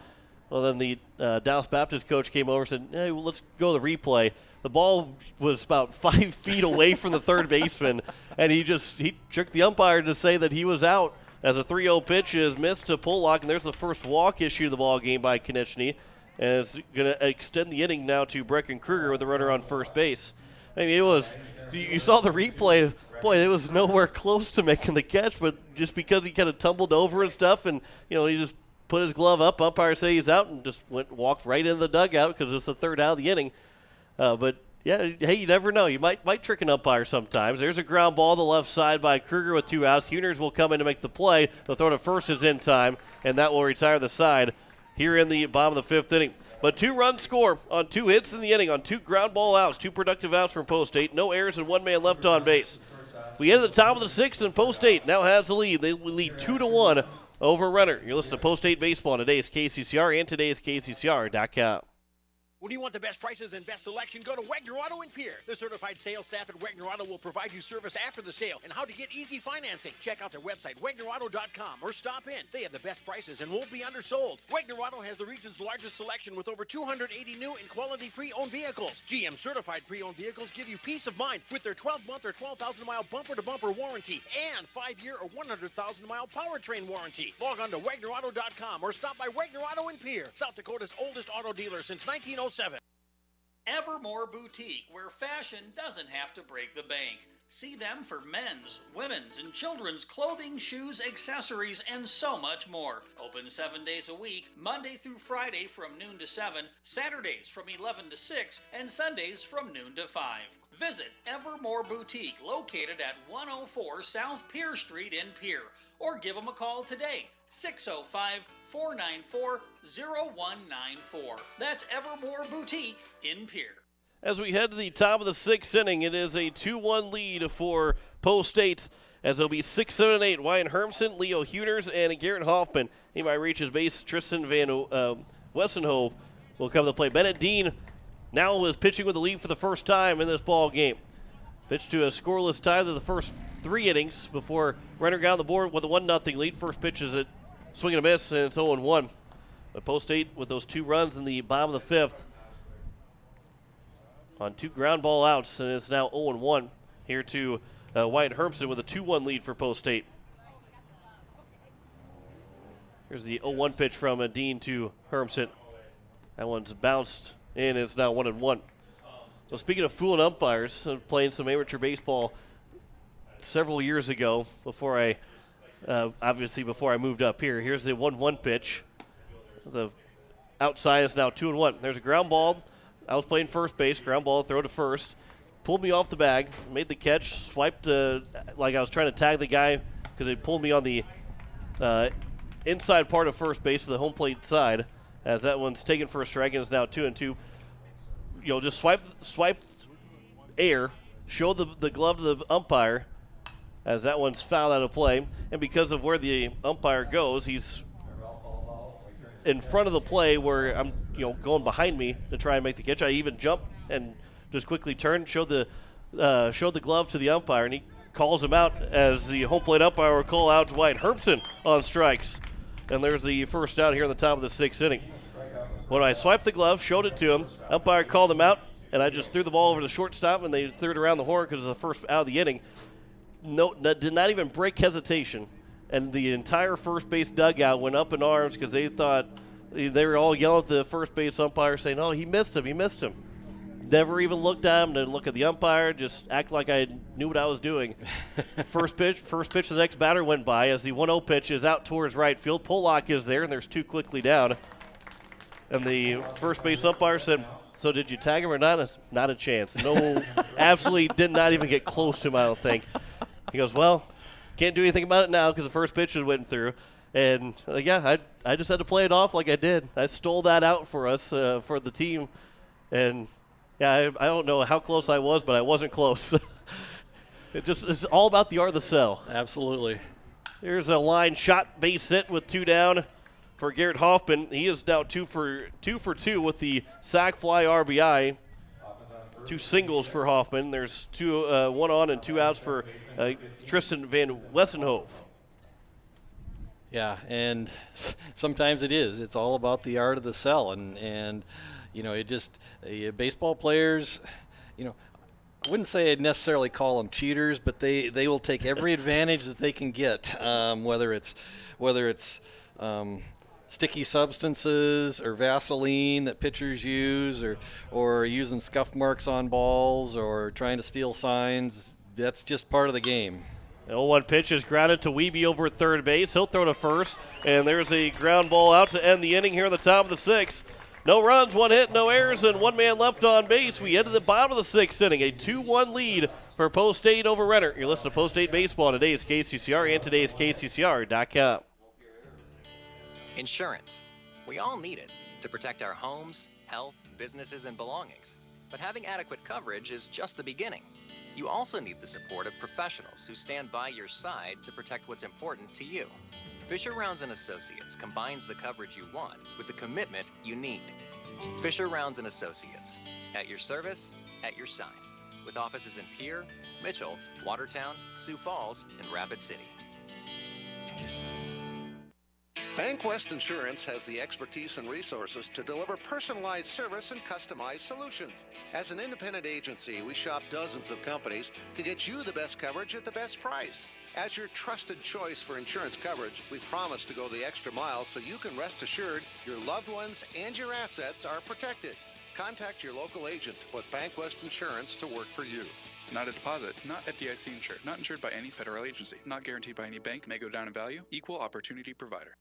Bottom of the 6th inning, Post State has a 2-1 lead as it'll be the top of the order, Lincoln Keenels, Cade Hinkle, and Andy Gordon, as they'll try and extend this 2-1 lead after picking it up in the bottom of the 5th inning. Bennett Dean has, we've kind of ignored the fact that Bennett Dean's throwing a really good baseball game right now because he's kind of overshadowed by Preston Konechny through the first 5 innings of this game, or first 4 innings of this game. But Dean has thrown at 6 innings. He's worked around 2 errors, 1 in each of the first 2 innings, to allow him to have those zeros and to only be 1 run against him in those 6 innings. As he's thrown 96, so he's only got 9 pitches to try and get a complete game out of it. As Keenels will ground ball the left side off the glove of the third baseman, and they'll end up booting it over to the shortstop, Huners, and the leadoff man's aboard on the error charge to Hermsen. And you talk about selling the call, as you were talking about the decoy that you made on that play. I remember reading a book by Ron Luciano a number of years ago, but a book that Luciano, longtime Major League umpire, and one of the things that stuck with me is he said the more unsure of the call that I was, the more that I sold the call. And that's part of being an umpire too, is just being emphatic with a call, being aggressive with a call. As there's a man warming up in the bullpen, is Jaden Wiebe, as it counts 0-1. Just be confident. If you're confident in your call as an umpire, that keeps some fans off you. Keeps a lot of fans off you, I think. But once you start to hesitate, that's when you start to get a little bit more from the fans. Here's the 0-1 pitch from Konechny to Hinkle. That one's outside, and it's now 1-1. And that's the thing is that as an umpire, if you're out there and you emphatically sell the call, even if it's a bang bang call, if it's something you're not sure of, if you put out that air of confidence that you're right, it's going to be awful hard to argue with you. 1-1 pitch, a swing and a miss, and it's now 1-2. I shouldn't say it will be hard to argue with because it's awful easy to argue with umpires, but it's going to be harder to try to make your case if you sell the fact that you're right. I think there's two people that would argue with the fact because they love to argue. Is Lou Piniella and Ozzie Guillen probably be two guys that would say I don't think that's really the case at all. 1-2 pitch is fouled out of play, and it's now 1-2. And see first base get thrown away at some point if Lou Piniella is here. Yeah. Well, not maybe in this game. I don't want to say there's been any controversy in this game, but Lou Piniella loved to argue. Same with Ozzie Guillen. Those two guys love to argue. 1-2 pitch is upstairs, and it's now 2-2. Yeah, if you're looking for things to do and you're looking for some classic managerial meltdowns, go to YouTube and Google Wally Backman and the South Georgia Peanuts. Those are some absolute classics. I mean, they're R-rated. I can tell you that. Yeah. So if language offends you, it's not family friendly. Exactly. But it is good entertainment. As he counts 3-2 here to Cade Hinkle. Keenel's over at first base. 3-2 pitch. Hinkle lines it to center field, but it's right to the center fielder. The throw's coming all the way back to first, and Keenel's will get back in time.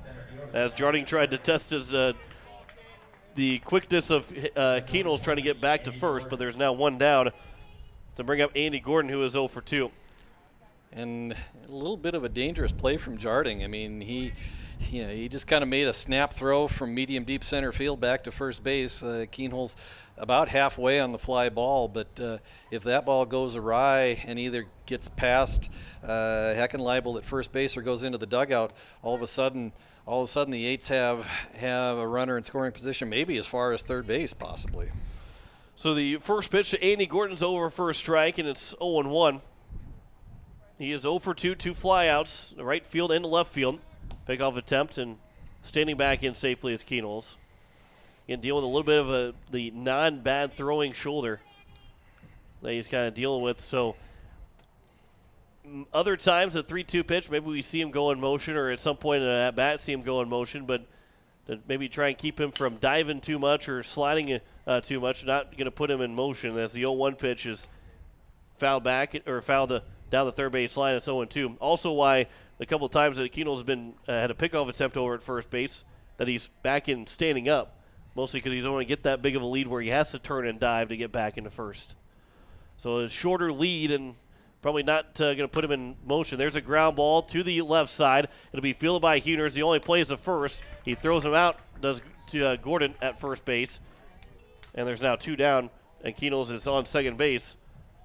So a big at-bat here for Matt Hansen, who is one of just 2 guys to get on with a base hit with that single to lead off the bottom of the 5th inning. If he can go 2 for 3, he can make this a 2-run ball game for Pierre, leading 2-1 the bottom of the 6th inning. Here's the first pitch to Hansen. That one's outside for ball 1. Yeah, just a kind of a slow ground ball to Huners at shortstop, and by the time that he gloves it, good speed from Keenholz, and did not have a play at second base, and so Huners has to come across the diamond to retire Gordon. There's a ground ball to the right side. It'll be fielded by the second baseman, Van Wessenhoe, but he dropped the ball, so Hansen is on with an error, and it's first and third here with 2 away. 2 errors in the inning from Renner, and then Jaden Wiebe now has a chance to drive in that run, and we'll see if Hansen will take off at some point in this at-bat. But first, we'll have a mound visit, as Konechny was perfect through 4 innings, but Matt Hansen broke it up in the bottom of the 5th, and then 2 RBI groundouts, 1 from Merkwan, 1 from Nedved, has gotten the scoring for Post State, and it was a sac fly RBI from Keegan Winandy, from Hoffman to score Winandy. So all 3 runs that have come in this ball game have been used by a productive out from either Post State or Renner. But this is again another big at bat here to try and extend this 2-1 lead and give a little bit of a cushion for Bennett Dean that will probably start the top of the 7th. And I got to believe this is not as much of a visit to talk to Konechny as it is a defensive huddle as much as anything, just to make sure that the infield knows what they're doing in case Post 8 would try to send Matt Hansen in some kind of a box steal and try to get Keenholz home from third. Possibly try to steal a run that way. Just so if Hansen takes off, what's Renner going to do? Are they going to let the throw go all the way through? Are they going to try, if Hansen holds up and tries a delayed steal, tries to get in that box steal, how are they going to handle that situation? So a lot of strategy going on right now here in the bottom of the sixth. 8's up 2-1 with 2 outs and runners in the corners. First pitch to Jaden Weeby's outside for ball 1. That is the 83rd pitch for Konechny. So he still has 22 left to go here in this inning and potentially the bottom of the 7th if they are able to come back and tie it up. Here's the 1-0 pitch. Ground ball to the shortstop, Huners. He bobbles it. The throw to first is in time still to get Weeby out at first base. What a play by Huners. He avoids the air and gets Weeby out at first to end the bottom of the 6th inning. We head to the top of the 7th. It is a 2-1 lead for Post 8. They're trying to close it out. Bennett Dean will make his way to the mound with 9 pitches left. Trying to close this one out in the top of the 7th. You're listening to Post 8 Baseball. Today is KCCR and today is KCCR.com. Home Care Services is a private agency committed to providing expert advice and specialized care to those who want to remain living independently at home. Home Care Service has a team of nurses, caregivers, and administrative staff that offers a full range of in-home support services to our area. For more information about Home Care Services, call 224-2273. Expert advice, professional care.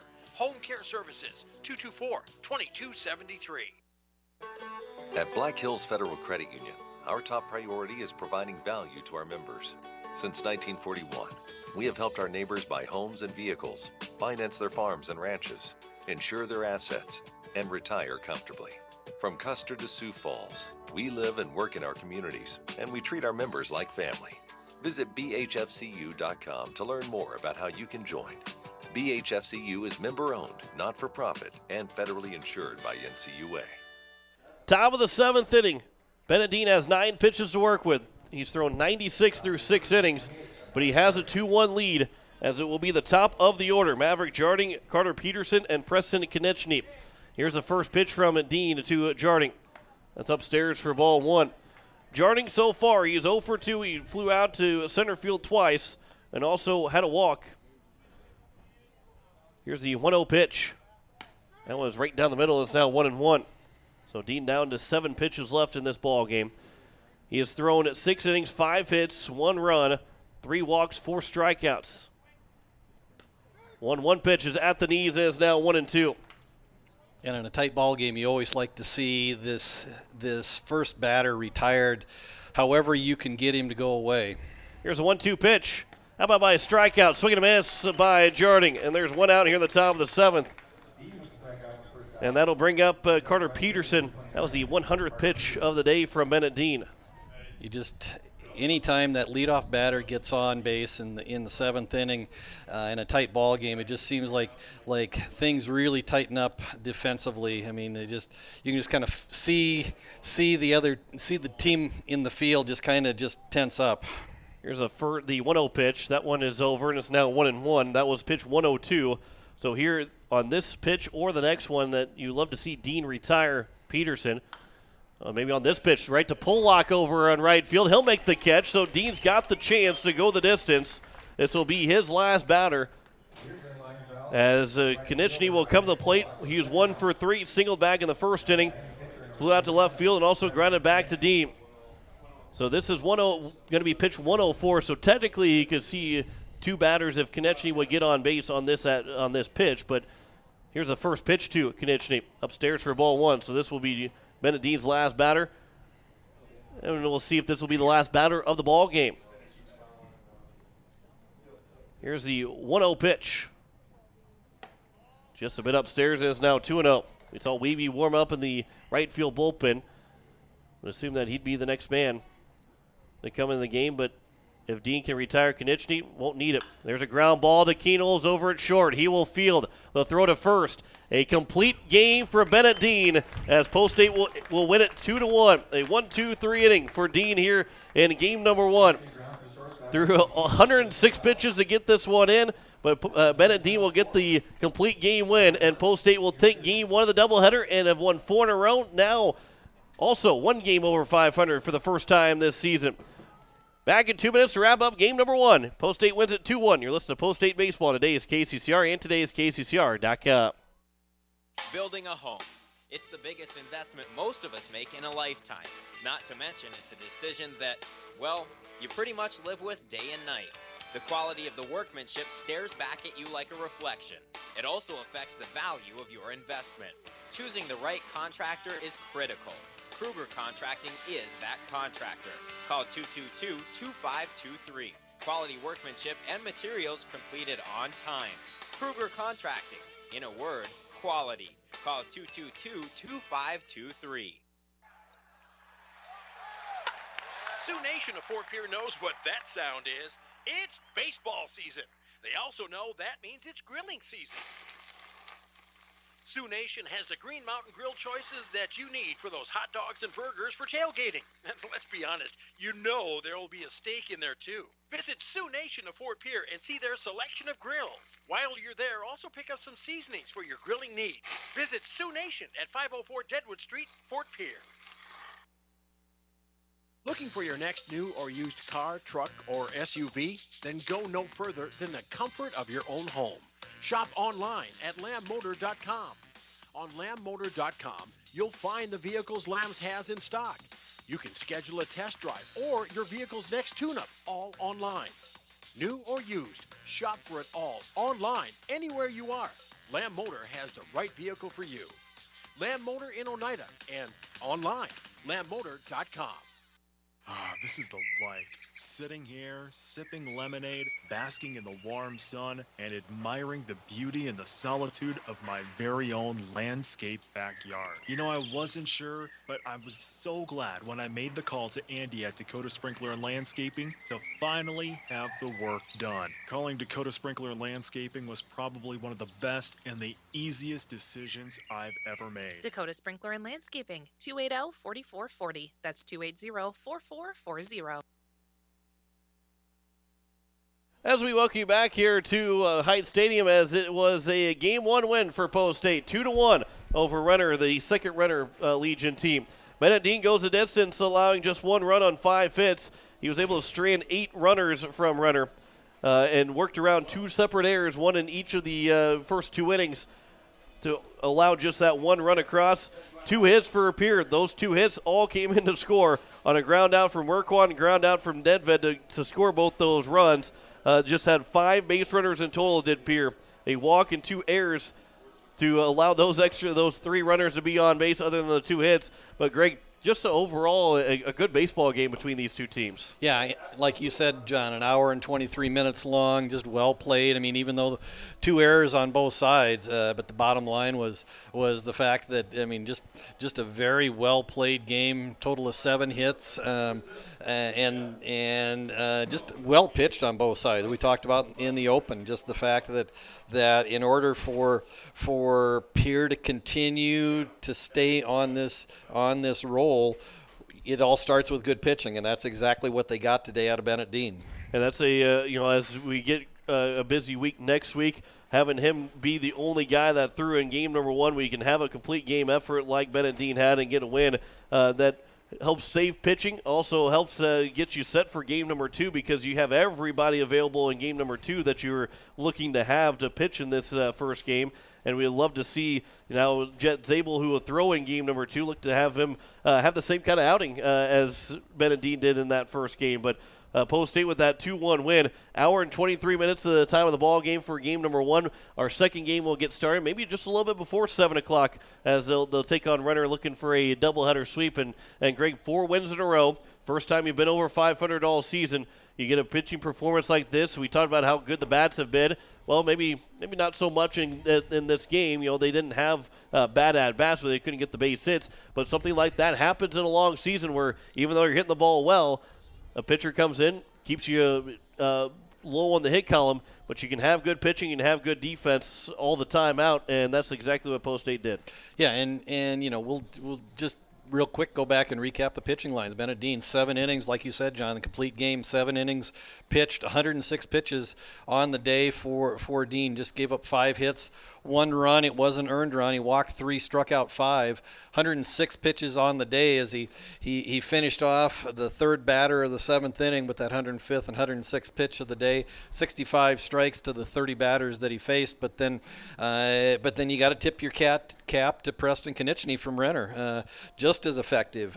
6 innings pitched. Just the 2 hits, the back-to-back hits to Hansen and Wiebe in the bottom of the 5th that put them in scoring position, and then the 2 productive outs from Nedved and Merkwan were the difference in the ball game. But for Konechny, the 2 hits, 2 runs, both of them earned just 1 walk, 4 strikeouts. So just the 3 base runners plus the 2 errors on the day for Post State. 84 pitches for Konechny, 51 for strikes to the 23 batters that he faced. So you aren't going to see at this level two better pitchers go at it head to head. This was the epitome of a pitcher's duel. And Post State got the win in that pitcher's duel. Bennett Dean picked up the win, throwing those complete game with those 105, 106 pitches that he threw. His last batter, that was his last batter when he picked up that win for Post State. So a 2-1 win in game number 1 for Post State. They'll play game number 2 here in just a little bit before 7 o'clock. We'll have that for you here coming up in just a little bit. We will step aside for 3 minutes, come back. We'll hear from News Director Zach Nelson in his weekend news, as we'll have game 2 coverage. If you're watching the KCCR YouTube page, KCCR Sports YouTube page, we will come back with game number 2. We're going to end the broadcast here in game 1. We'll come back with game number 2 in just a little bit. But Post State wins 2-1 thanks to the complete game effort from Bennett Dean, as they have now won 4 in a row, now 6-5. Game 2 coming up just a little bit before 7. We'll be back in a couple minutes here and hear from News Director Zach Nelson with the weekend news. You're listening to Post State Baseball on today's KCCR and today's KCCR.com.